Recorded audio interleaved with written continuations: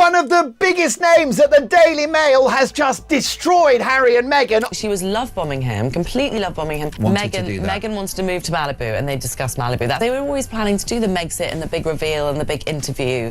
I think it was always part of the plan. They maybe even settled it before they got engaged. One of the most plugged-in journalists in British royal reporting just dropped a statement that really makes you pause and think. Charlotte Griffith, editor-at-large for the Mail on Sunday, the paper's main Sunday edition, and known for breaking major royal stories, has come forward with a set of claims about Meghan Markle that feel impossible to ignore.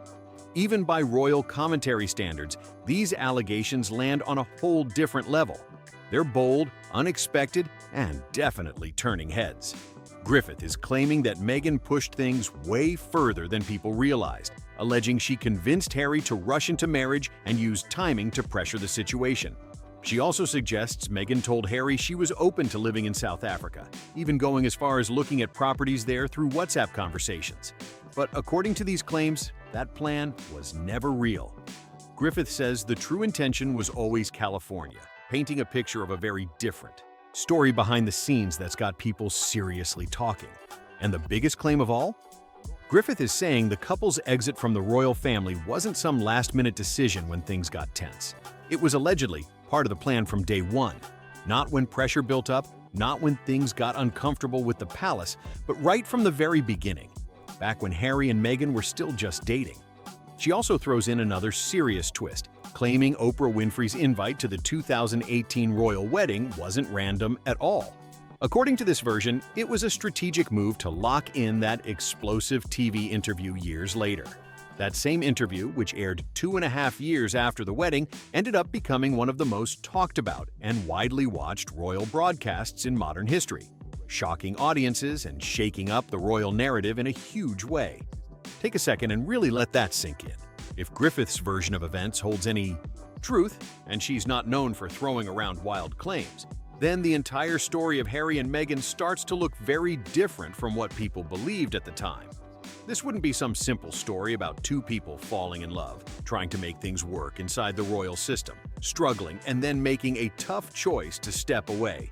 Instead, it points to something far more calculated, a plan that may have already been in motion before the wedding even happened. And it gets even more intense.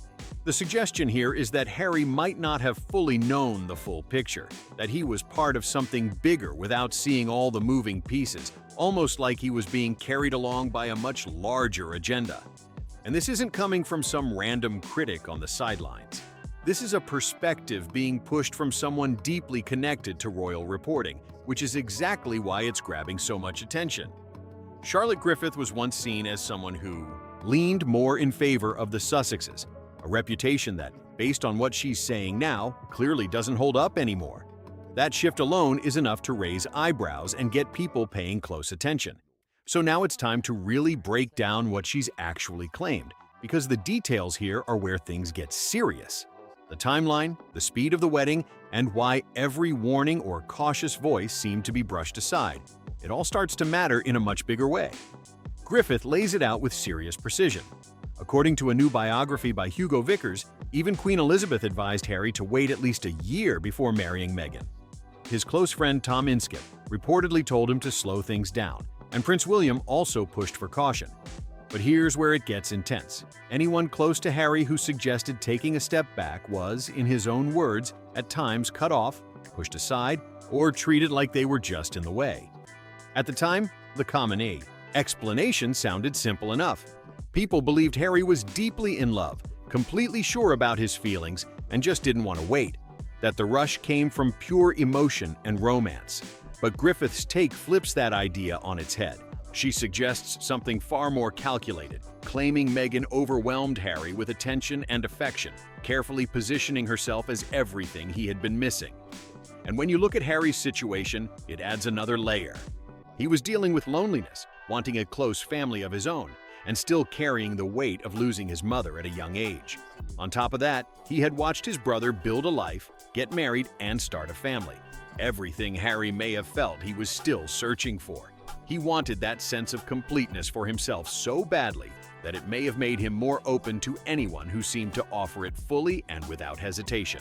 And according to Griffith's claims, Meghan did exactly that, matching his energy, agreeing with his vision, and stepping right into the life he imagined.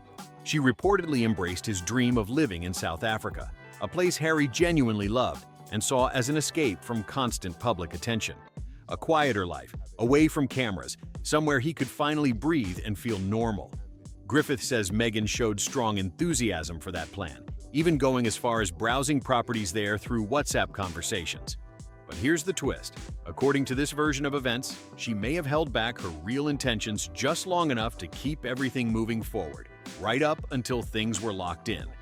The whole biological clock angle stands out in a big way. Griffith doesn't buy that there was any real urgency behind it. Love bombing him, playing along with all their plans at the time, saying, of course I want to live in South Africa, because he really wants to live in South Africa at the time. She was playing along with that, even viewing houses in South Africa via a WhatsApp group.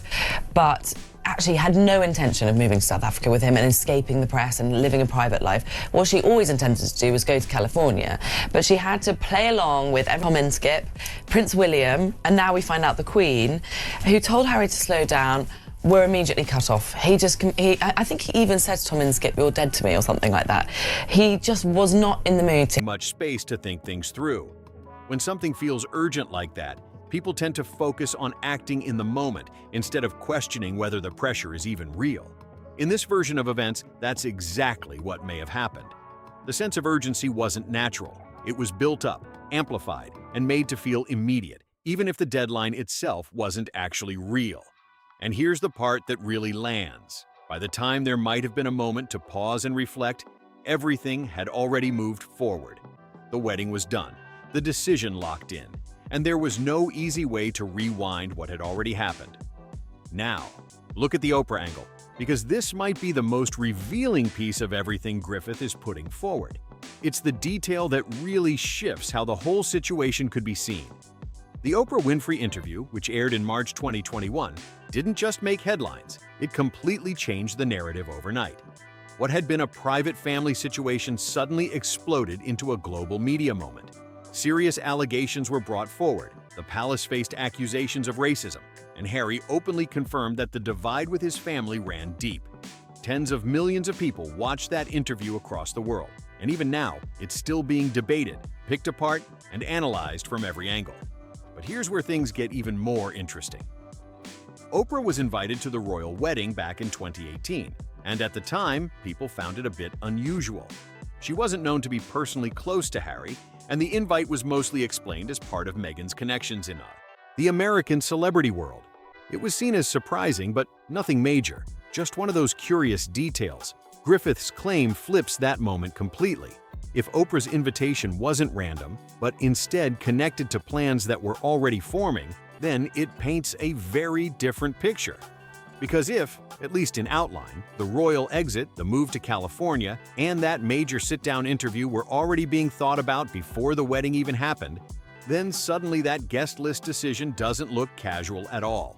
It starts to feel intentional, strategic, and way more calculated than anyone realized at the time.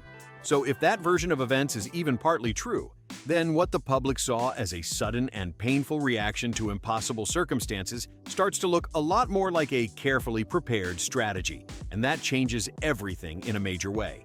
Because the entire argument Harry and Meghan have made rests on one core idea, that they were pushed out, that they had no real choice, that the system failed them so badly that leaving became the only option.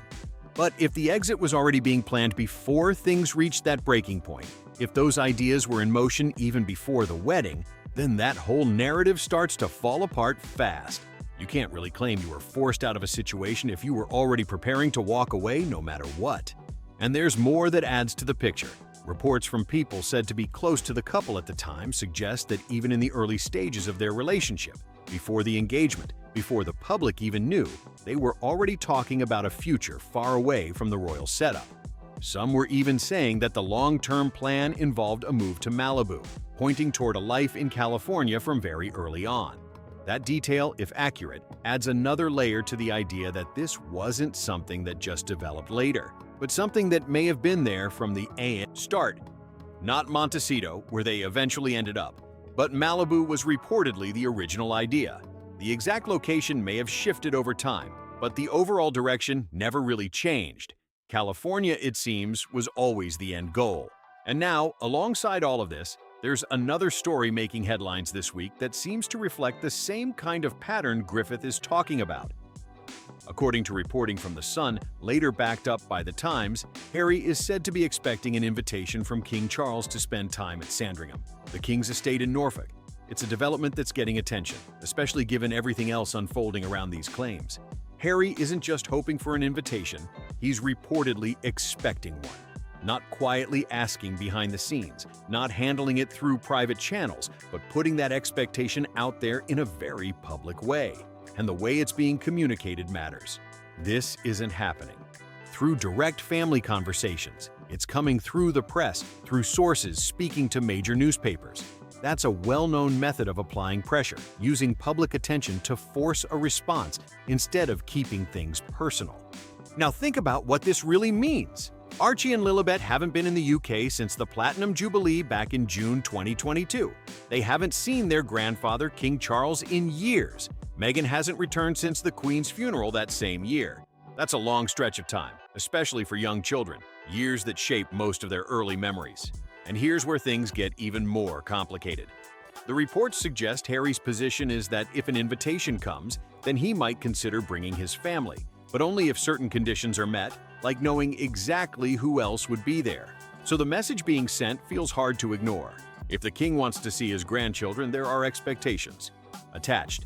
It comes across less like a simple family visit and more like a situation with terms and conditions. The underlying signal is clear. Access to Archie and Lilibet is being tied to specific circumstances, turning what should be a personal family matter into something that feels strategic. And the biggest takeaway? This is how communication is happening, through headlines, through statements, through public positioning, instead of direct conversation. That alone says a lot about where things currently stand. Griffith, who says she's seen this kind of pattern play out before, breaks it down in a very direct way. I think he even said to Tom and Skip, "You're dead to me," or something like that. He just was not in the mood to hear it. He waits for the situation to build pressure until it moves in his favor. It's not a one-off either. According to this view, this approach has been used before, and at times it's actually worked. But now the big question hanging over everything is whether it will work again, or if things have changed too much this time. Griffith's take? She believes it won't land the same way now. The suggestion is that King Charles understands how this kind of public pressure works and isn't as likely to respond to it. And here's where it gets even more intense. Reports indicate that while Charles may still have personal affection for Harry, the people advising him are said to be completely aligned on one point. They see Meghan as a serious complication in the situation. The message coming from that circle is blunt. If Meghan is part of the visit, the door doesn't open. But if it's just Harry on his own, then there might be space for some kind of conversation. When you really think about it, that's a striking position. It suggests that the route to any kind of reconciliation could depend on Harry showing up without his wife, with her presence being viewed as a barrier rather than a bridge. And that creates a situation that feels hard to ignore. A father who would likely want to see his grandchildren is not extending an open invitation under the current circumstances, turning what should be a private family matter into something far more complicated and emotionally charged. An invitation that includes the Duchess of Sussex just doesn't seem to be on the table right now. And according to Griffith, if there is any kind of timeline forming behind the scenes, it might look something like this. First, a possible visit from Harry on his own to Sandringham sometime this summer. Something low-key, focused on rebuilding at least a basic level of understanding between father and son. Then, later on, potentially a broader family visit tied to the Invictus Games in 2027. From a strategic point of view, Harry showing up ahead of Invictus actually makes sense. It could be framed as a one-year countdown, a way to remind the public that the event is coming, and a chance to place himself back into the UK spotlight in a more positive light. Because here's the reality. Invictus matters a lot for Harry. It's one of the few projects he's been involved in that carries real respect, real impact, and stands on its own without being pulled into ongoing controversy. Without that, his image in the UK has largely been shaped by a series of very public moments, from interviews to media appearances where he has openly spoken about tensions within his family. So the stakes here feel high. Invictus isn't just an event, it's a key part of how Harry connects with the public and possibly one of the strongest bridges he still has back to a more supportive audience. Invictus really acts as the counterbalance in all of this. It's the one thing that gives people a reason to still view Harry in a positive light, something solid they can point to without getting pulled into all the surrounding drama. And that makes it incredibly important for him to keep it visible, keep it growing, and make sure the 2027 UK return feels like a major moment, not just another event on the calendar. Seen that way, a solo visit to Sandringham this summer could serve a bigger purpose. Framed as a personal toward repairing family ties, it could quietly set the stage for a much larger, more public appearance tied to Invictus the following year. But whether King Charles goes along with that is a whole different issue. The strategy may line up from Harry's side, but the invitation itself has to come from the king. And Charles is dealing with a lot right now. Between ongoing health concerns, the responsibilities of leading the monarchy, and the continued fallout from other royal issues, there are clear signs he's not in a position to be pressured into decisions he hasn't fully chosen himself. And underneath all of this, there's a deeper question that keeps coming up. From Griffith's claims about how the relationship began, to the current Sandringham situation, to everything in between, it all points back to one thing. Does Harry fully understand how things unfolded and the role he's played in it? Because without that level of awareness, every move from here risks repeating the same patterns all over again. Griffith believes something is starting to shift. She's careful with how she says it, but her view is that Harry may be slowly waking up, beginning to see just how fast everything moved and noticing the gap between what he believed at the time and how things actually played out. This isn't some loud public realization. If it's happening, it's quiet, gradual, and unfolding behind the scenes. But according to her, there are small signs there for anyone paying close attention. Signals that Harry could be stepping back and reassessing the choices he made. And that's where things get serious, because what he does with that reassessment could shape everything that comes next. If he fully processes what's being suggested, that major decisions may have been influenced early on, that the urgency around the relationship may not have been entirely natural, and that key moments like the Oprah interview were possibly anticipated long before they happened, then it completely changes how his story is understood. That kind of realization wouldn't be minor. It would be massive.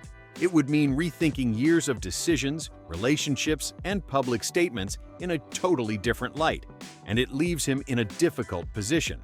A man who stepped away from his country, his royal role, and the structure he grew up in, believing he was choosing a better path forward, now potentially facing questions about how and why those choices were made.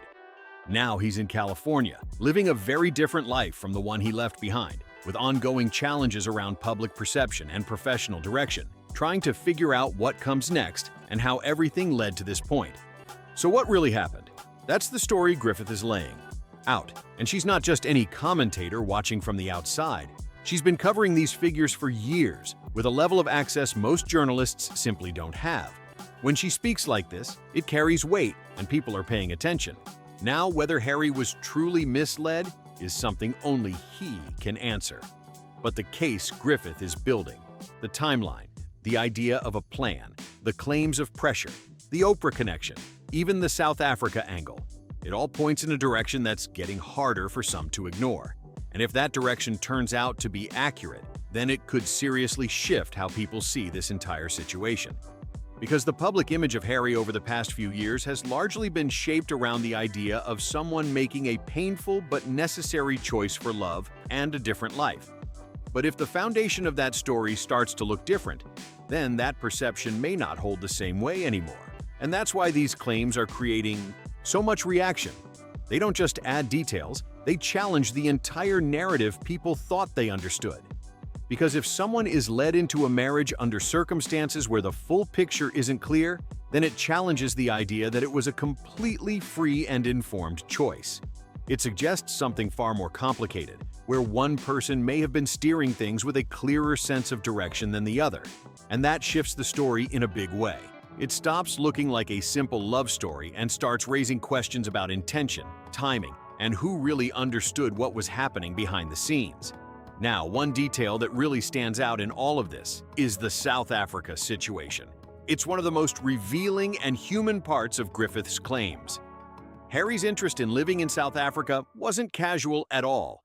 It was something he genuinely cared about, a real plan to step away from constant attention, to leave behind the pressure of royal life and build something quieter in a place he felt connected to.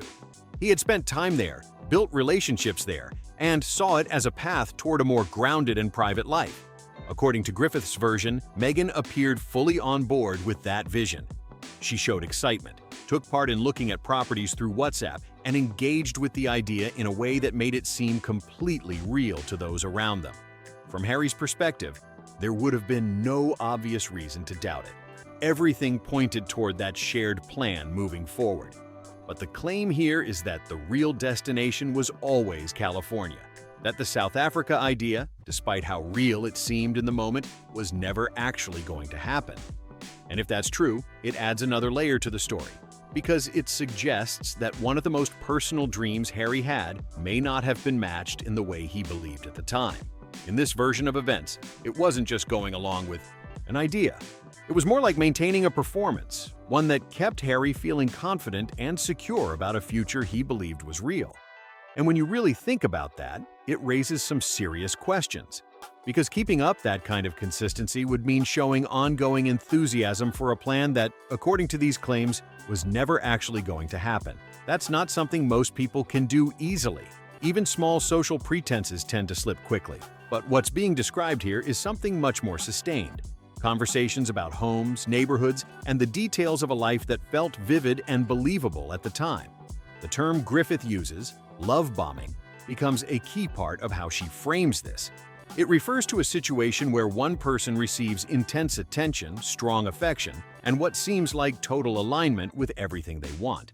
From the inside, that kind of experience can feel incredibly real. It can feel like meeting someone who truly understands you on every level, who shares your goals, your values, and your vision for the future without hesitation. And that feeling can be powerful. It creates a sense of certainty, of connection. What she always intended to do was go to California, but she had to play along with Tom Inskip, Prince William, and now we find out the Queen, who told Harry to slow down, were immediately cut off. I think he even said to Tom Inskip, "You're dead to me," or something like that. He just was not in the mood to hear it. Griffith's analysis. I think he even said to Tom Inskip, "You're dead to me," or something like that. He just was not in the mood to hear it. But from how the situation is being shaped. And that possibility is exactly why this part of the story is getting so much attention. It challenges what looked, on the surface, like a perfect match, and asks whether it was something more constructed behind the scenes. The idea behind it is that the person doing the love bombing has paid very close attention. They've studied reactions, noticed emotional triggers, and shaped how they present themselves to match exactly what the other person responds to. That's what makes it so powerful. It can feel natural on the surface, but underneath, it may be much more calculated than it appears. And according to this perspective, it tends to be especially effective on someone who is already dealing with specific emotional pressures. In Harry's case, he had been open about feeling isolated at times, wanting a close family life, and carrying the impact of losing his mother at a young age. On top of that, he was part of an institution that often places duty ahead of personal expression. Griffith's account, along with other commentary, suggests that those factors may have made him more receptive to someone who appeared to offer complete understanding and support. What stands out even more is how people close to him reacted. His friend Tom Inskip, his brother Prince William, and even Queen Elizabeth all reportedly advised him to slow things down. But instead of taking that advice, those voices were pushed aside. And that detail matters, because it suggests that by the time concerns were raised, his mindset may have already shifted. In this framing, anyone questioning the relationship didn't feel like they were offering guidance. They felt like they were threatening something important. That's how the dynamic can change. The circle of trust narrows, and the person at the center becomes the one whose perspective matters most, while others are gradually seen as being in the way. It's also a pattern often discussed in conversations about intense relationship dynamics, the gradual distancing from long-standing support systems, and that's where this becomes especially striking. The very people who might have stepped in or raised concerns early were the same ones whose influence appeared to fade as things moved forward. By the time Harry might have really benefited from hearing those voices, they were already pushed out. He had reached a point where trust had shifted, and the people who once guided him were no longer seen the same way.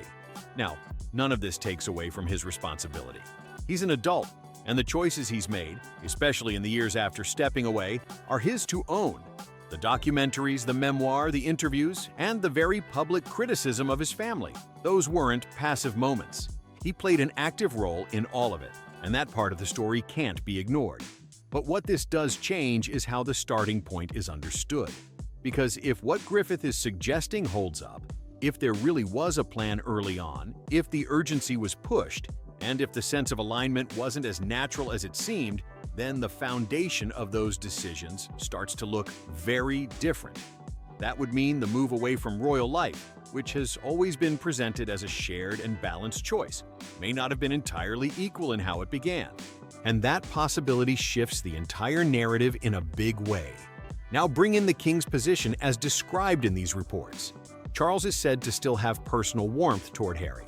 After all, that connection doesn't just disappear, but at the same time, the people around him are reportedly very firm in their view.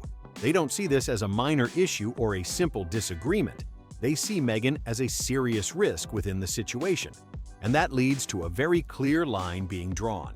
An invitation that includes her is unlikely, while a path that involves Harry on his own may still exist. It's a striking dynamic, one where reconciliation is seen as possible, but only under very specific conditions. And this idea that Harry might still be reachable while Meghan is viewed as outside that possibility fits into a broader interpretation that's been building over time, adding yet another layer to an already complicated situation. This has been building for a while now, and the real question isn't just whether the king wants his son back, it's whether Harry is in a position to come back in any meaningful way. Because that would require something bigger. It would mean stepping away from the approach and patterns that have shaped the past few years and possibly rethinking the role he's been playing in all of it. It also ties directly into what Griffith is suggesting, that slow shift, that possible moment of realization. Has it gone far enough to actually lead to action, or is it still just a quiet internal process that hasn't changed behavior yet?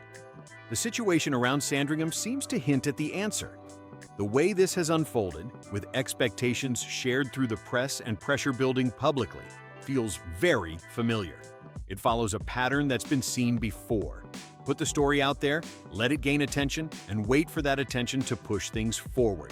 And that's exactly why this moment matters. Because while that approach may have worked at times in the past, there are strong signs it may not work now. King Charles, dealing with serious responsibilities and ongoing challenges, appears far less likely to respond to public pressure or be pushed into a decision he hasn't fully chosen himself. Griffith's view is clear on this. She doesn't believe this strategy will land this time.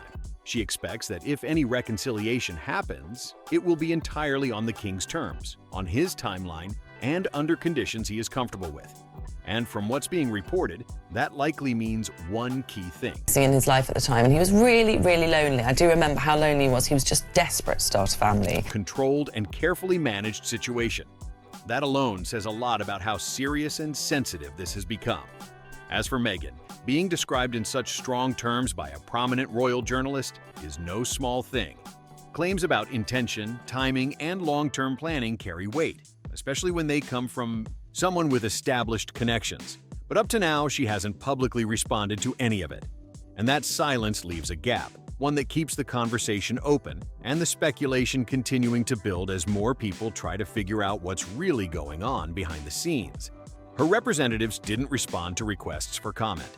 And notably, while there had been legal pushback in other situations, like the letter sent to Variety over body language reporting, nothing like that has been directed at these claims. That silence stands out. In a story this loud, saying nothing can speak just as clearly as a direct response. Charlotte Griffith isn't new to this world either. She's spent years covering the royal family, building connections, understanding how information flows, and knowing when something is being said for a reason. So when someone like her starts speaking in this way, more direct, more pointed, it sends a signal. It suggests that something has shifted, not just in the story itself, but in how willing people are to talk about it. Because people in these circles don't usually change tone without a reason, and the fact that these claims are being laid out so clearly hints that the narrative around Harry and Meghan may be entering a new phase. The version Griffith is presenting is sharp and specific, a relationship that may have followed a plan from the very beginning, urgency that may not have been as natural as it seemed, and a long-term direction that always pointed toward California, not South Africa. If that interpretation gains traction, it doesn't just add new details, it completely reframes the past several years.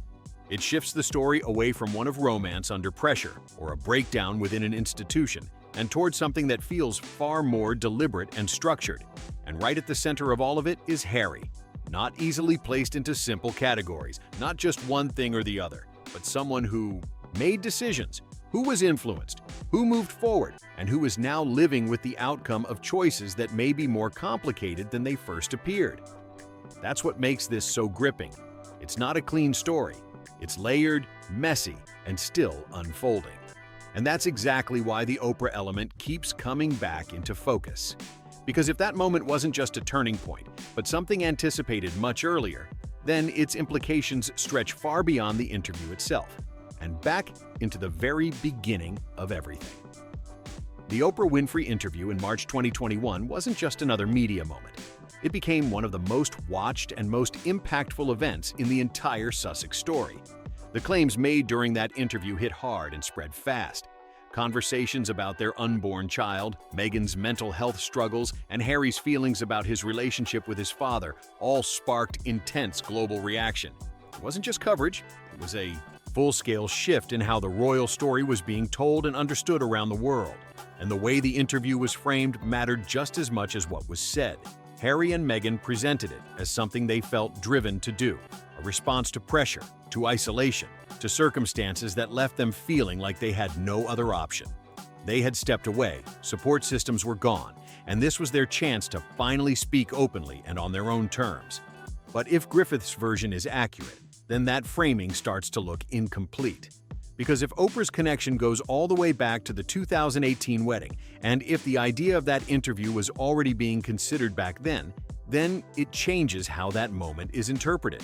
It suggests the interview wasn't purely a reaction to events that unfolded later, but something that may have already been part of a broader plan. That doesn't automatically mean the experiences shared weren't real or that nothing difficult happened. Those elements can still exist, but it does shift how the interview itself is understood.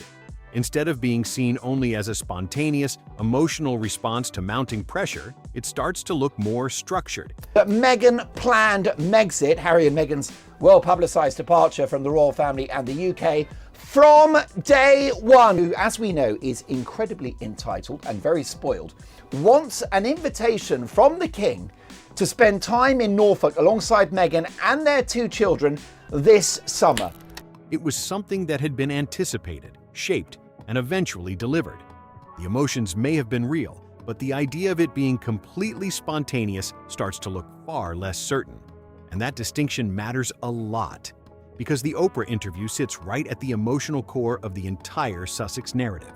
It's the moment that drew the most sympathy, the most attention, and arguably had the biggest impact on how the royal family was viewed across the world.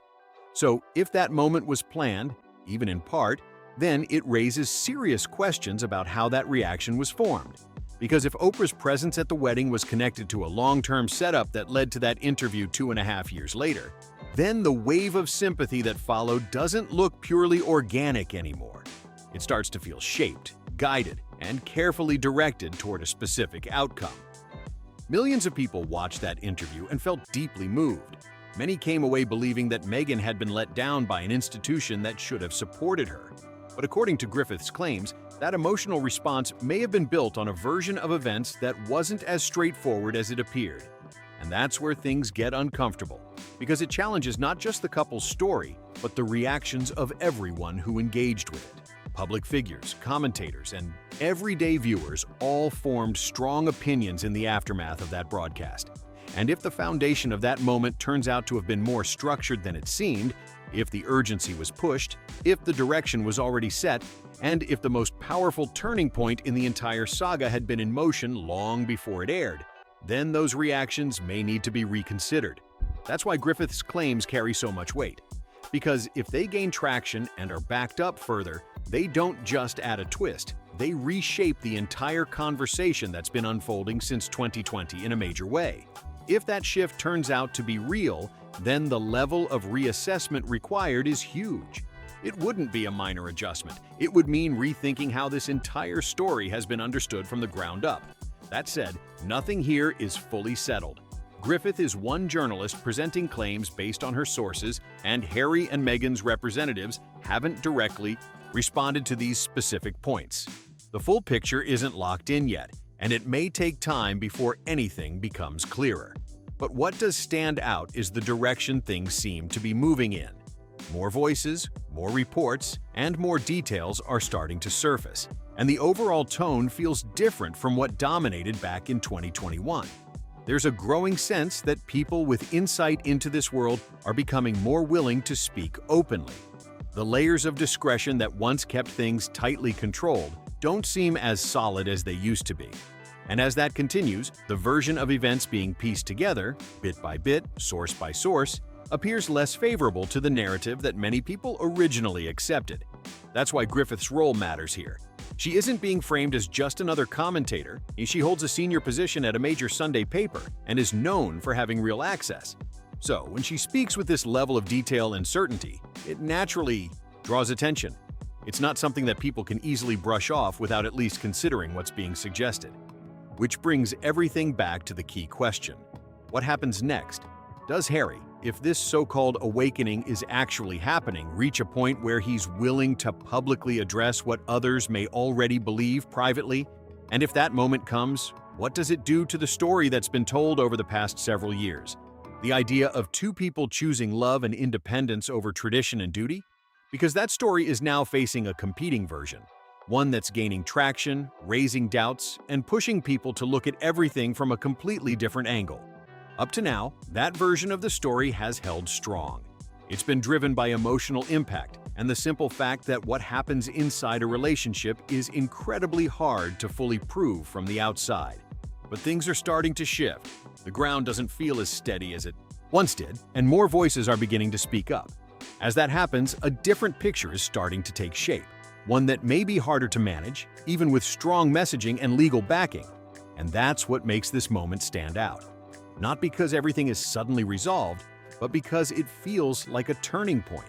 For the first time, the widely accepted version of events is being directly and specifically challenged by someone who understands the system, the people, and how information moves behind the scenes.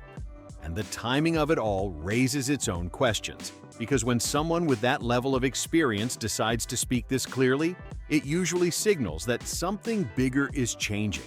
So this is where things stand right now, not at the end of the story, but right in the middle of a shift. What comes next isn't locked in yet, but one thing is clear. It's going to be watched very closely, because the narrative itself is now being tested in a way it hasn't been before.